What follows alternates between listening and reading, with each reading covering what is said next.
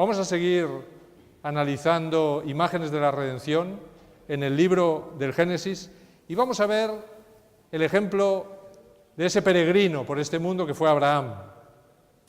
Abraham también tuvo problemas, desencuentros, caminó por valles de sombra y muerte, pero él caminaba por la fe, se aferraba al Señor, iba aprendiendo de sus errores y finalmente se aferraba por fe cuando no entendía las situaciones. Hoy vamos a analizar algo que le ocurrió a Abraham, que fue para él una profunda tristeza y no entendía por qué aquello tenía que ocurrir, pero obedeció al Señor. El Señor le dio promesas y el Señor cumplió las promesas. Os invito a que abramos nuestras Biblias en Génesis capítulo 21, Génesis capítulo 21, y vamos a leer de los versículos 8 al 14. El niño creció, está hablando de Isaac, y fue destetado, y ofreció a Abraham un gran banquete el día que fue destetado Isaac. Pero Sara vio que el hijo de Agar, la egipcia, el cual ésta le había dado a luz a Abraham, se burlaba de su hijo Isaac. Por eso dijo a Abraham: echa a esta sierva y a su hijo, porque el hijo de esta sierva no ha de heredar con Isaac mi hijo. Estas palabras le parecieron muy graves a Abraham por tratarse de su hijo. Entonces dijo Dios a Abraham: no te preocupes por el muchacho ni por tu sierva. Escucha todo cuanto te diga Sara, porque en Isaac te será llamada descendencia. También del hijo de la sierva haré una nación, porque es tu descendiente. Y al día siguiente Abraham se levantó muy de mañana, tomó pan y un odre de agua, y se lo dio a Agar. Lo puso sobre su hombro, le entregó el muchacho y la despidió. Y ella salió y anduvo errante por el desierto de Berseba. Mis hermanos, se cree que Isaac fue destetado a los 2 o 3 años. Era la edad en la que se destetaba un niño en aquella época, 2 o 3 años. En este momento Ismael debía de tener unos 16 o 17 años de edad, ya que tenía 13 años cuando fue circuncidado y 14 años cuando nació Isaac.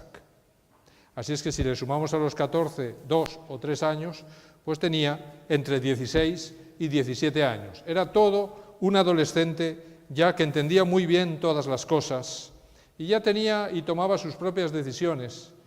Y en este caso se equivocó en la decisión que tomó. Sabéis, en la antigüedad muchos niños morían en estos 3 primeros años de vida debido a diversas enfermedades que había. También en este momento el niño varón es transferido del cuidado de la madre ya se lo pasaba al cuidado del padre, y este evento era motivo de una fiesta. Y esta es la fiesta que se está celebrando en este capítulo. Bien, fue durante esta celebración donde Sara vio que, fijaros las palabras que emplea Sara, que el hijo de Agar, la egipcia, ¿qué os parece esto? ¿Qué os parece este apelativo? Fijaros que no lo llama por su nombre, ni siquiera quiere mencionar su nombre, el hijo de Agar y además la egipcia. Cuando empleamos así la nacionalidad de una persona, ¿cómo la empleamos? Es despectivo, ¿verdad? El no emplear el nombre de una persona, incluso cuando nos enfadamos a veces, ¿verdad?, con nuestros hijos, no decimos, fíjate lo que ha hecho mi hijo. ¿Qué decimos? Fíjate lo que ha hecho tu hijo. Mira tu hijo lo que ha hecho, como si nosotros no tuviésemos nada que ver en el paquete, ¿verdad? Así es que estas palabras despectivas de Sara muestran que había rencor, que posiblemente había hasta odio en sus palabras por lo que estaba pasando en su relación con Agar y con Ismael.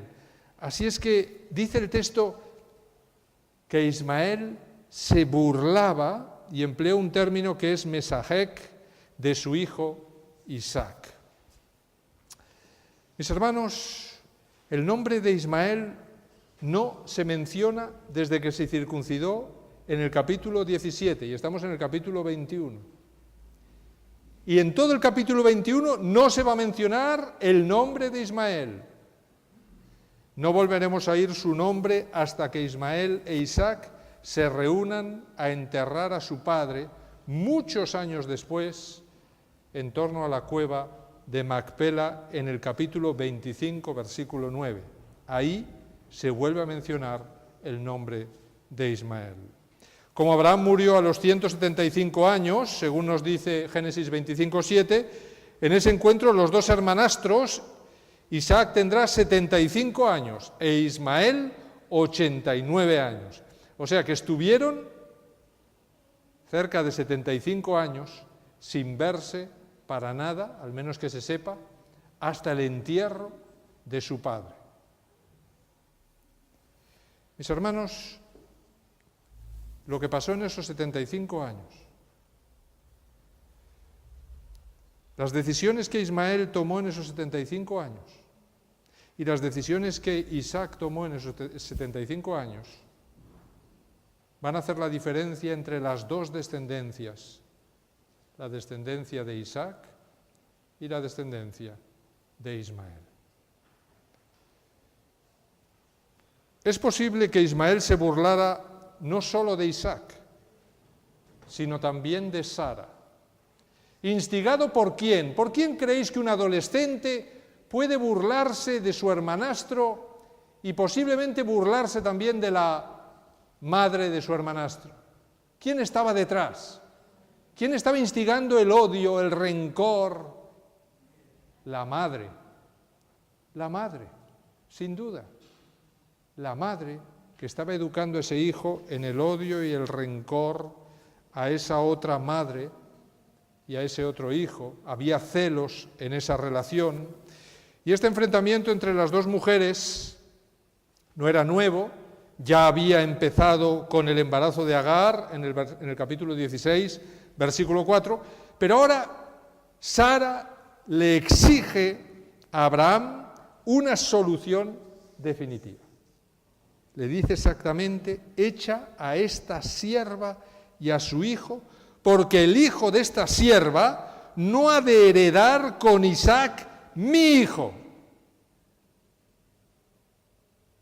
Fijaros que dice y habla de su hijo, cuando, si no recordáis mal, ¿de quién había sido la idea de ese hijo?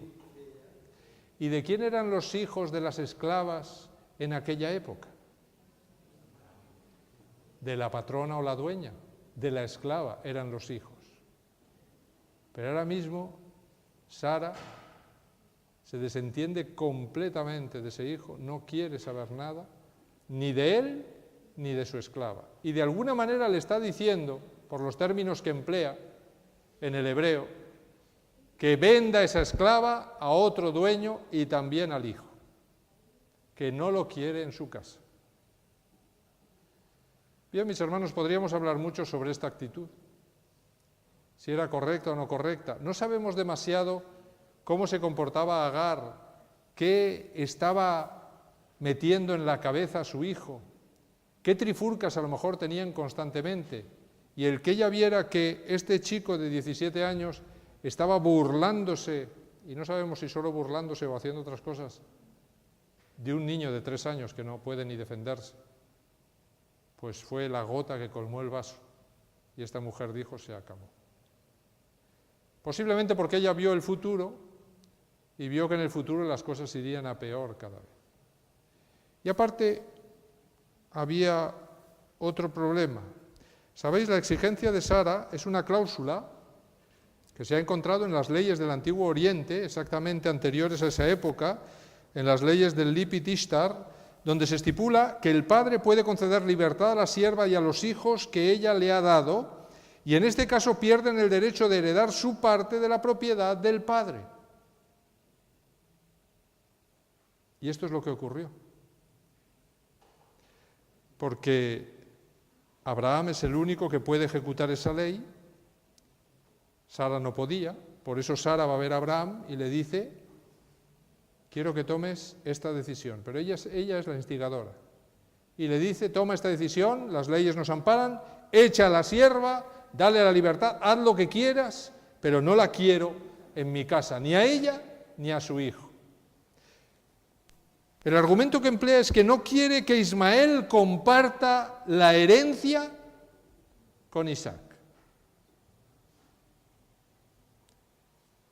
Así es que podríamos decir, bueno, pues es un poquito egoísta, ¿verdad? Si este es el motivo, es un poco egoísta.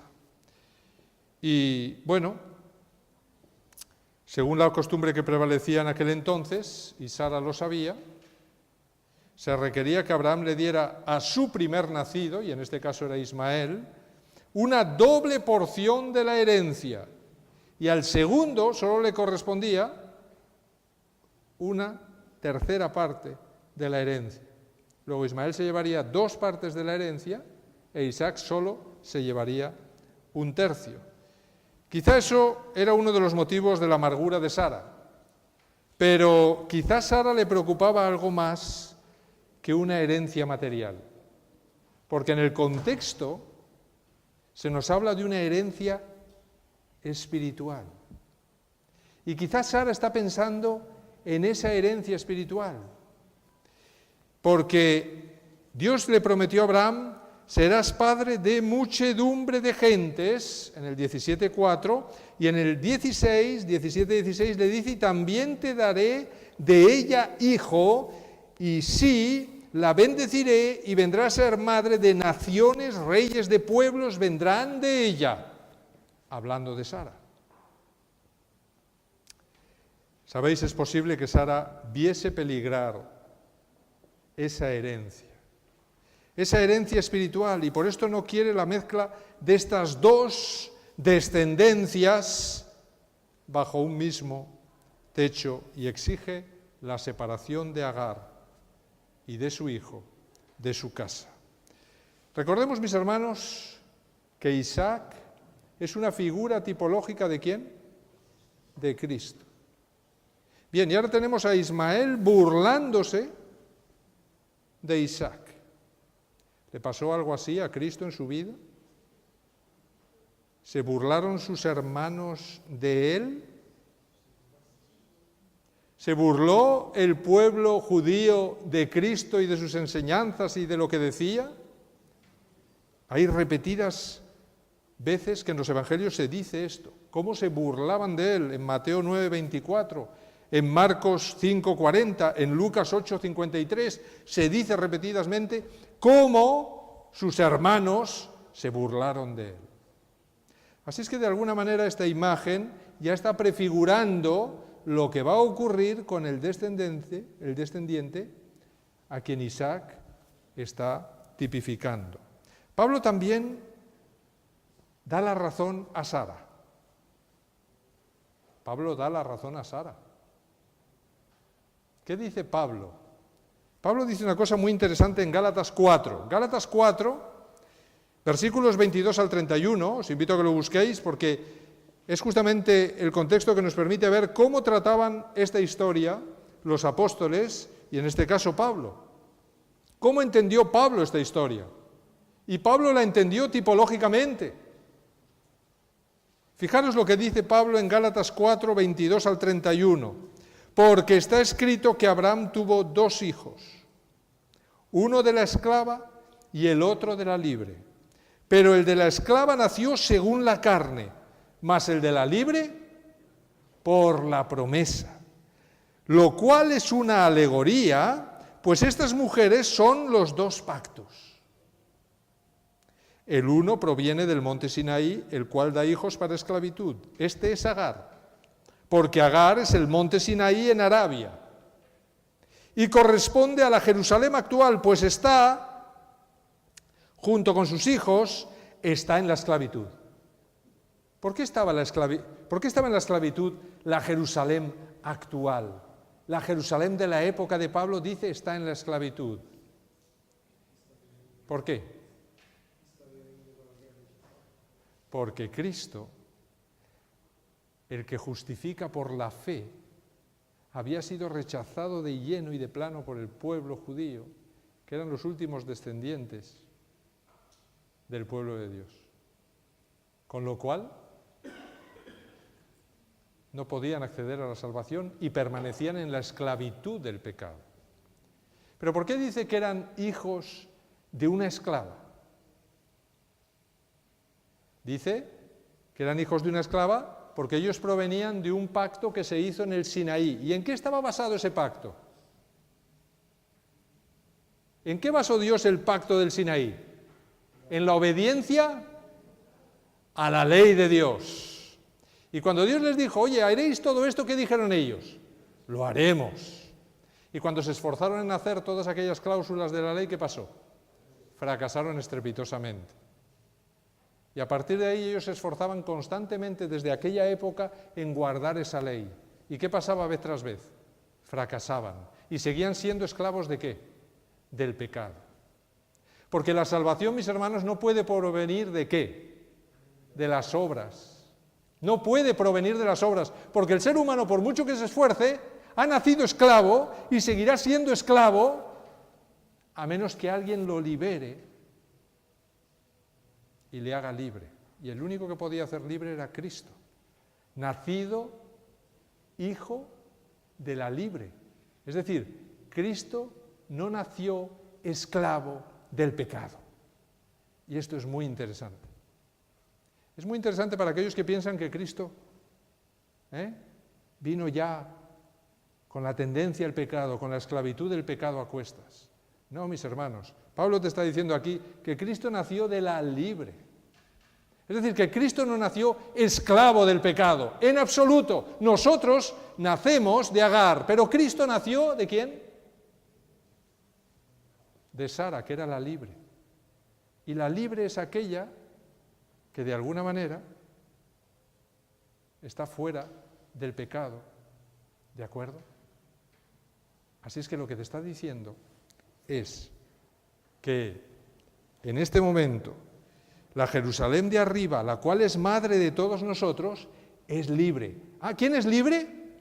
La Jerusalén de arriba. Mis hermanos, en la Jerusalén de arriba hay pecado. No hay ningún pecado, por eso dice que es libre. ¿Y quién es esa Jerusalén de arriba? ¿O quién, según la alegoría que Pablo está creando, representa esa Jerusalén de arriba? ¿Quién? Sara. Sara representa. Así es que él está diciendo, oye, los que nazcan de lo alto, del que viene de la Jerusalén de arriba, esos serán libres. Pero los que nacen de Agar, que es esclava, esos siguen siendo esclavos. Así es que, mis hermanos, lo que Pablo está queriendo decir es que el pueblo de Israel que se esforzó en guardar la ley de Dios fracasó. Fracasó porque nacieron en el pecado. Y el pecado nos ha debilitado de tal manera que desde nuestro nacimiento somos esclavos. Y seguiremos siendo esclavos a menos que Cristo nos libere. Porque Cristo es el único ser humano que ha nacido libre, no esclavo del pecado, sino libre. Y puede liberar así a los que son esclavos del pecado. ¿Está claro? Por eso dice, porque está escrito, regocíjate, oh estéril, tú que no das a luz, prorrumpe en júbilo y clama tú que no tienes dolores de parto, porque más son los hijos de la desolada que de la que tiene marido. Así que, hermanos, nosotros, como Isaac, somos hijos de la promesa. ¿Qué promesa? La promesa del descendiente, la promesa de ese descendiente que nacería y liberaría al ser humano de la esclavitud del pecado. Y el tipo de ese descendiente fue Isaac. E Isaac nació de la Jerusalén de arriba, pero como entonces el que había nacido según la carne perseguía al que había nacido según el Espíritu, así también ahora. Fijaros cómo está haciendo tipología. Igual que Ismael perseguía y se burlaba de Isaac. Así está ocurriendo ahora. Y el pueblo judío, que cree que es libre, pero es hijo de la esclava, se está burlando de Jesús, que es el hijo de la libre. Igual ahora. ¿Mas qué dice la Escritura? Echa fuera a la esclava y a su hijo, porque no heredará el hijo de la esclava con el hijo de la libre. De manera, hermanos, que no somos hijos de la esclava, sino de la libre. ¿Y cómo hemos pasado de ser hijos de la esclava a hijos de la libre? ¿Cómo? A través de la fe en Cristo Jesús. Ese es el paso. Esa es la conclusión de Pablo. Podemos pasar a través de Cristo Jesús, nada más. Porque el que fue hijo de la libre, ahora nos hace a todos hijos de Dios.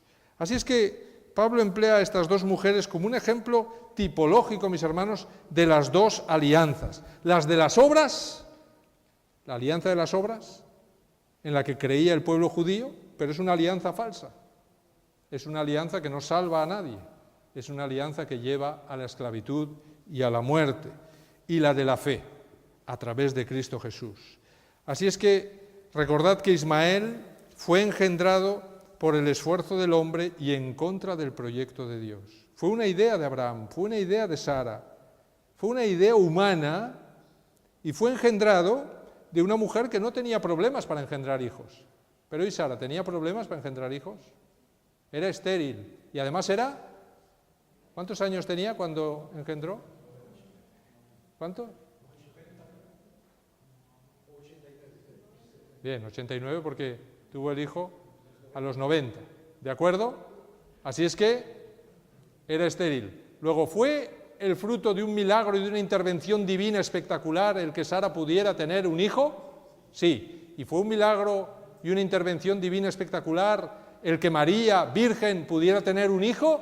Sí. Así es que por esto Isaac es un tipo espectacular de Cristo en todos los aspectos de su vida.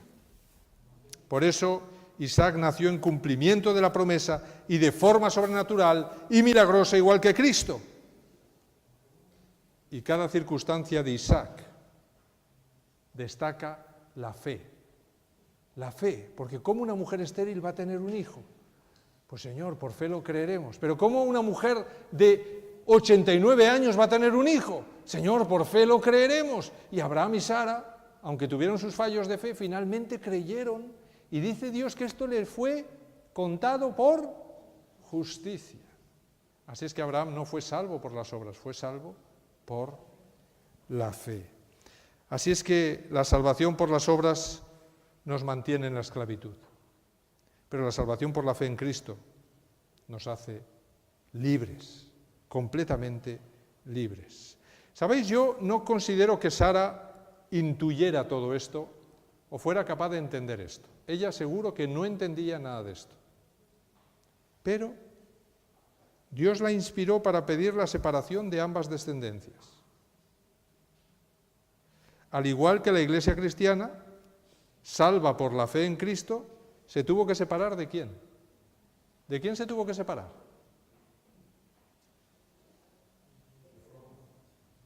No. Recordemos la familia. ¿De quién se tuvo que separar? Isaac. ¿De su hermano Ismael? ¿Sí o no? Claro, esa es la separación que se está pidiendo. Así es que la Iglesia cristiana se tendría que separar también del judaísmo, de aquellos que creían en la salvación por las obras, porque ellos solo creían en la salvación por la fe en Cristo. Así es que, aunque la petición de Sara entristeció mucho a Abraham, Dios apoyó a Sara. Uno se puede preguntar, ¿por qué si era tan injusta la petición de Sara, Dios la apoyó? ¿Por qué la apoyó? Porque Dios, que ve el futuro, estaba creando ya la historia de la salvación, una tipología de la salvación en esa historia.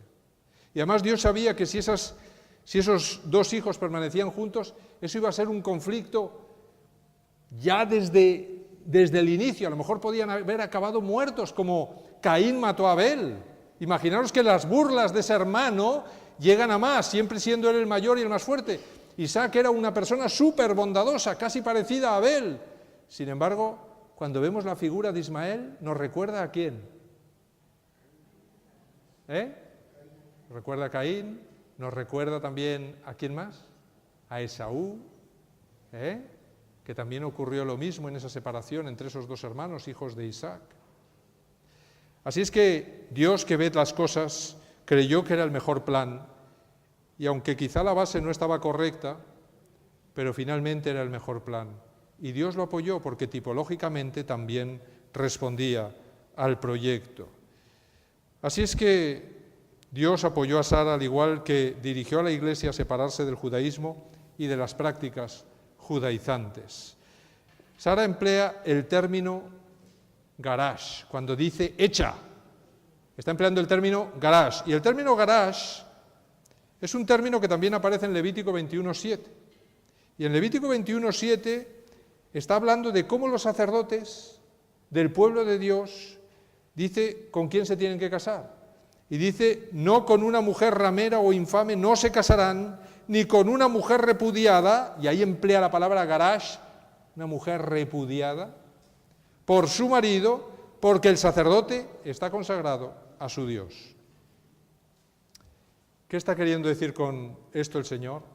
Simplemente está intentando decir que el pueblo de Dios debe ser un pueblo diferente, debe ser un pueblo santo, apartado, separado de cualquier cosa que tenga que ver con la impureza, con el pecado, con... ¿Sabéis?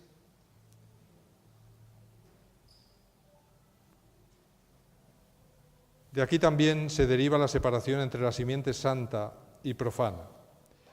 Yo creo que todo esto fue muy duro para Abraham. Yo creo que Abraham sufrió muchísimo de tener que decir a su hijo Ismael, tienes que marcharte, para siempre.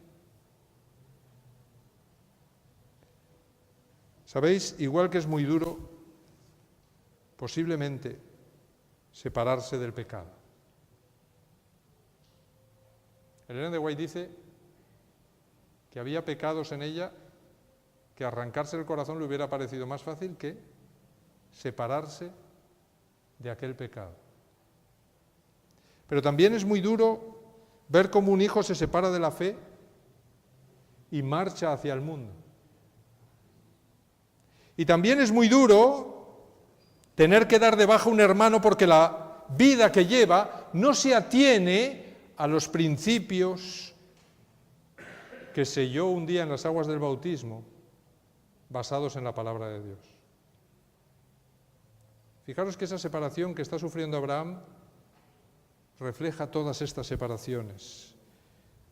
También es muy duro dejar al novio o la novia porque Dios nos dice, no os unáis en yugo desigual con los incrédulos, porque qué compañerismo tiene la justicia con la injusticia y qué comunión la luz con las tinieblas, como dice 2 Corintios 6:14. Pero sabéis, aunque a Abraham se le rompía el corazón, obedeció a Dios. ¿Por qué obedeció a Dios? Porque hay un texto en la Biblia que dice que es menester obedecer a Dios antes que a los hombres. Es menester obedecer a Dios antes que a mis sentimientos. Es menester obedecer a Dios antes que a la familia. Es menester obedecer a Dios antes que cualquier vínculo de este mundo donde reina la esclavitud del pecado. Y si Dios me dice, tienes que separarte del pecado, tienes que separarte y dejar de hacer esto, tienes que poner distancia con estas compañías, tienes que dejar a esta persona porque no te conviene, Abraham lo hizo. Y si yo soy hijo de Abraham, por mucho que me duela, tendré que recordar que a Abraham también le dolió, pero obedeció. Obedeció porque consideraba que Dios tiene un proyecto y tiene un plan mejor que el nuestro. Pero antes de despedirse de ellos, Dios le dio a Abraham un mensaje de aliento. Y está en Génesis 21, del 12 al 13. En Génesis 21, del 12 al 13, entonces dijo Dios a Abraham: no te preocupes por el muchacho ni por su sierva. Escucha todo cuanto te diga Sara, porque en Isaac te será llamada descendencia. También del hijo de la sierva haré una nación, porque es tu descendiente. Así es que el Señor dijo y prometió bendiciones también para Agar y para su hijo. Y le dijo a Abraham: no te preocupes, porque yo cuidaré de ellos, yo los bendeciré, yo les acompañaré, yo les guiaré. ¿Sabéis? Esto me reconforta, porque me muestra que Dios se compromete a bendecir y a cuidar también ¿de quién? Del incrédulo, del que se separa del pueblo de Dios. Se compromete a cuidar a mis hijos que a lo mejor se han separado del pueblo de Dios y han marchado al desierto de este mundo. Y Dios dice: no te preocupes, porque yo cuidaré de ellos. Y también me dice: y los bendeciré. Así es que Dios dará tiempo a Ismael, a Agar, a aquellos que finalmente se separan de la familia de Dios. ¿Para qué? Para que vuelvan en sí, para que vuelvan al redil. Y me encanta que Dios no dice: los maldeciré, sino los bendeciré, los cuidaré. ¿Y sabéis? Así lo hizo. Poco después de despedirse, Agar se perdió en el desierto de Berseba. Dice Génesis 21, del 14 al 21, que anduvo errante por el desierto de Berseba. ¿Sabéis? En el desierto, como no hay referencias, cuando uno se pierde, comienza a dar círculos. Y posiblemente ella conocía ese camino, ya lo había hecho antes. Ella quería ir a Egipto, que es el camino que recorrió cuando huyó de Sara, porque Sara la afligía cuando estaba embarazada. Y ahí encontró el camino y fue bien. Y el ángel la paró a mitad del camino para decirle que volviera. Pero ahí posiblemente ella no se acordaba de dónde continuaba ese camino y comenzó a dar vueltas por aquel desierto. Se le acabó el agua. Dice: cuando le faltó el agua del odre, puso al muchacho debajo de un arbusto y se fue y se sentó enfrente a distancia de un tiro de arco, porque decía: no veré o no quiero ver cuando el muchacho se muera. Y cuando ella se sentó enfrente, el muchacho alzó la voz y lloró. Y oyó Dios la voz del muchacho, y el ángel de Dios llamó a Agar desde el cielo y le dijo: ¿qué tienes, Agar? No temas, porque Dios ha oído la voz del muchacho ahí donde está. Levántate, toma al muchacho y tenlo de la mano, porque yo haré de él una gran nación.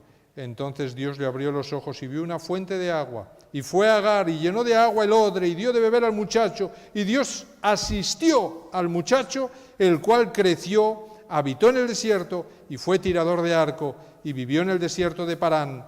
Y su madre tomó para él mujer de la tierra de Egipto.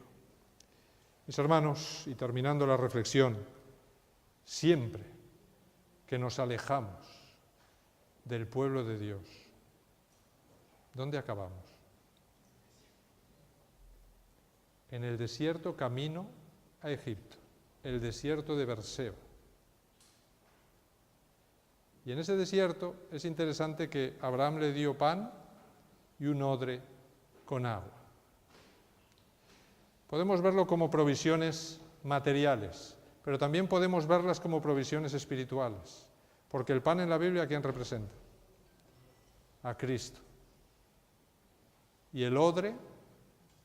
¿El odre qué representa el odre? ¿Habló Jesús de odres, viejos y odres nuevos? ¿Sí? ¿Y qué quería decir con esto de odres? ¿Qué quería decir? ¿De qué hablaba? No se puede poner vino nuevo en odres viejos porque entonces el vino nuevo reventará los odres viejos. ¿Qué estaba queriendo decir? ¿Qué representaba el odre para Jesús en ese momento? ¿Sabéis lo que representaba?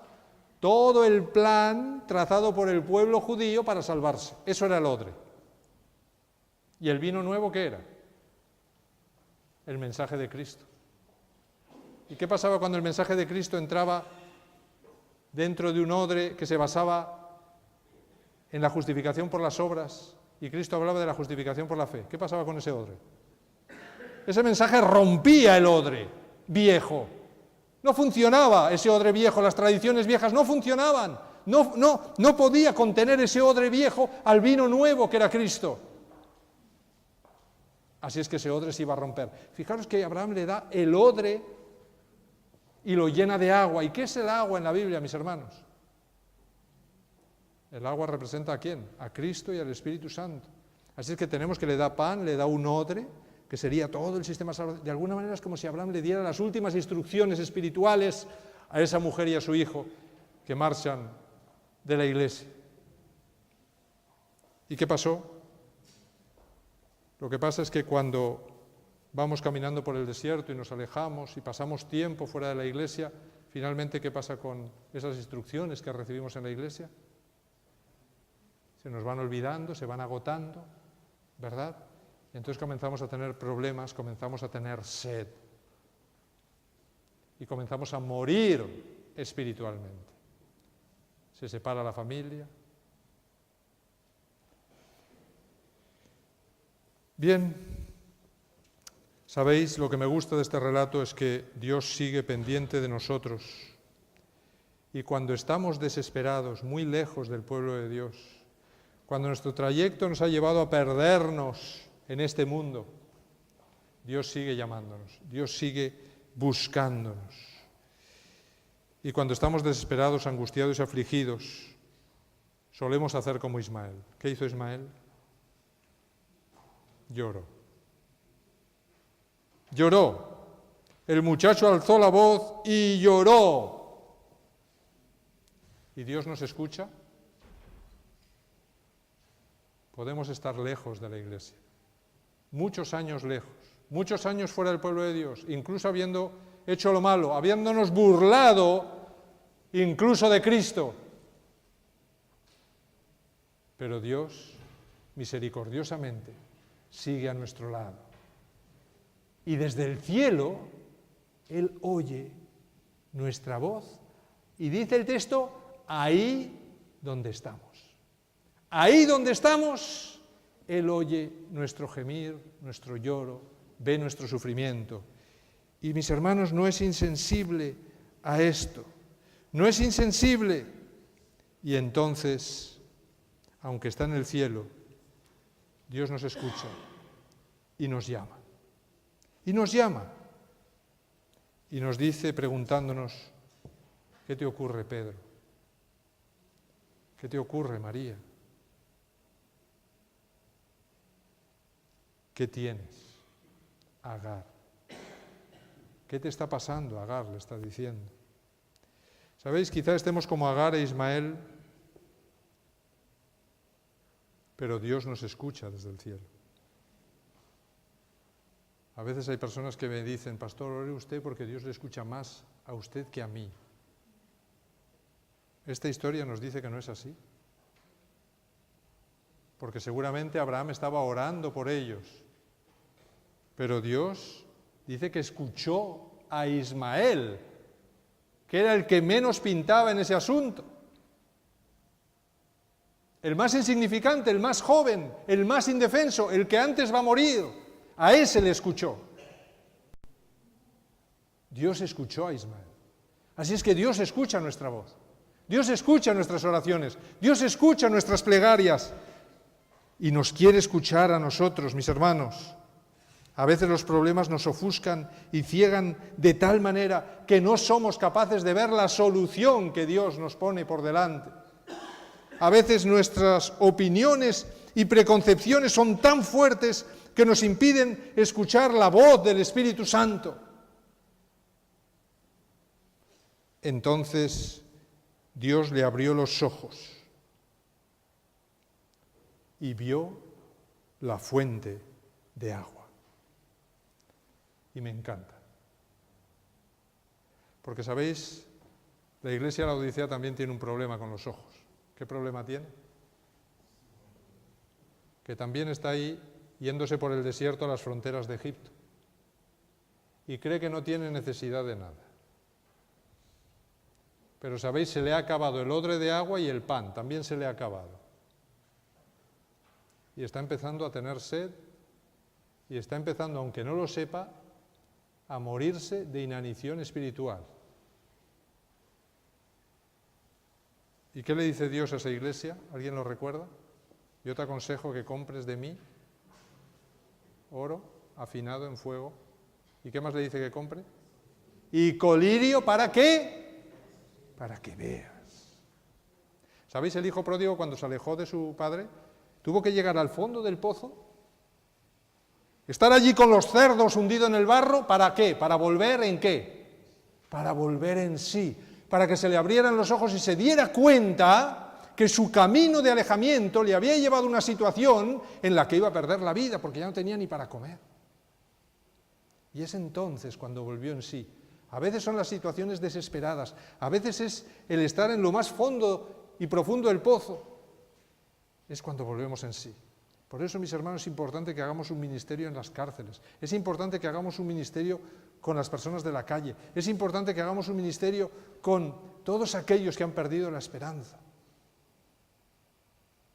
Porque Dios sigue estando cerca de ellos, pero a veces están ciegos y a veces Dios nos empleará a nosotros para abrirles los ojos. Y aquí dice que Dios le abrió los ojos a Agar y vio una fuente de agua. ¿Qué pasa? ¿Que no estaba la fuente de agua ahí? Estaba ahí, pero no la había visto. Entonces vio la fuente de agua, vio el proyecto que Dios ponía por delante, vio la fuente de agua. Mis hermanos, Dios quiere abrir nuestros ojos a la fuente de agua de vida que brota de Cristo. Juan 4:14 dice, pero el que beba del agua que yo le daré, no tendrá sed jamás, sino que el agua que yo le daré será en él una fuente de agua que salte para vida eterna. Y Dios cumplió su promesa, y Dios cuidó de Agar e Ismael, le dio vida en aquella fuente del desierto de Berseba, le dio, ¿cuántos hijos le dio a Ismael Dios? ¿Cuántos hijos le dio? ¿Alguien se acuerda? ¿Alguien lo ha dicho por ahí? ¿Cuántos? 12 hijos. Hombre, mis hermanos, así es que no había solo 12 tribus de Israel, había también 12 hijos o 12 tribus de Ismael. Así es que hay 12 tribus de Israel y 12 tribus de Ismael. Qué interesante, ¿verdad? Pero ¿cuál es la diferencia entre las primeras 12 y las segundas 12? ¿Cuál es la diferencia? Mis hermanos, fijaros lo que dice Génesis 25. Génesis 25 del 13 al 16. Estos pues son los nombres de los hijos de Ismael nombrados en el orden de su nacimiento. El primogénito de Ismael, Nebaiot. Luego Cedar, Abdeel, Mibsán, Misma, Dusma, Masá, Adar, Temá, Getur, Nafis y Cedema. Me gustaría que buscarais el significado de estos nombres. A ver si podemos llegar a alguna cuestión interesante. Dice, estos son los hijos de Ismael y estos sus nombres por sus villas y por sus campamentos, 12 jefes por sus familias. Pero ¿cuál fue el problema, mis hermanos? La madre de Ismael, después de esta oportunidad maravillosa que Dios les dio, después de salvarles la vida, de ponerles una fuente con todo lo que eso significaba, en vez de permanecer con Dios, ¿de dónde buscó la mujer para su hijo Agar? De Egipto. ¿Y qué pasó con ello? Que todos los hijos de Ismael fueron educados según la religión de Dios y de Abraham, no. ¿Según la religión de quién? De Egipto. Según la religión y costumbres de Egipto. Y esas 12 tribus se convirtieron en las 12 tribus más enemigas del pueblo de Israel hasta el día de hoy. Hasta el día de hoy se odian a muerte y se hacen la guerra a muerte. y es el mayor conflicto permanente que hay en nuestro mundo hasta el día de hoy.